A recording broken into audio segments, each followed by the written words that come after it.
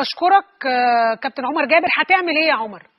انا زي ما قلت لحضرتك انا بستأذن مجلس امناء الزمالك، هم قالوا ان هم هيفتحوا عقدي، فيا ريت يعني ان شاء الله يكملوا في القرار دوت. لو ما كملوش في القرار دوت انا معايا شيك هيتصرف يوم 15/2، فبعد اذنهم يعني مش عارف ادعي لهم ولا ايه، بعد اذنهم ياخدوا الشيك ويدوني العقود بتاعتي. انا والله العظيم ما هقدر اعرف الفتره دي خالص.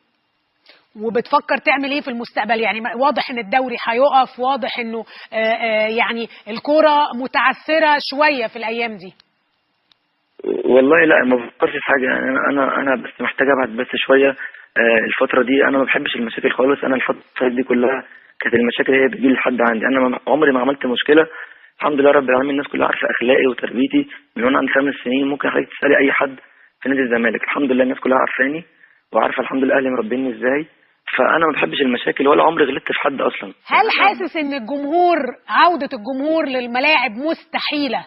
لانه في النهايه الجمهور بيعمل مشاكل، الجمهور بيحاول يدخل بالغصب، المشاكل اللي يعني في النهايه للاسف الشديد عوده الجمهور للملاعب اصبحت مستحيله في مصر.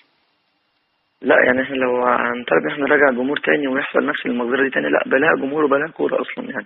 يعني الناس اللي بتموت دي كبني ادم مصري، انا ما بحبش اشوف اي واحد مصري يموت، حتى لو انا ضده في اي حاجة. ما ينفعش الدم المصري. انا يا جماعة لازم الناس يعني تفكر بشكل كويس.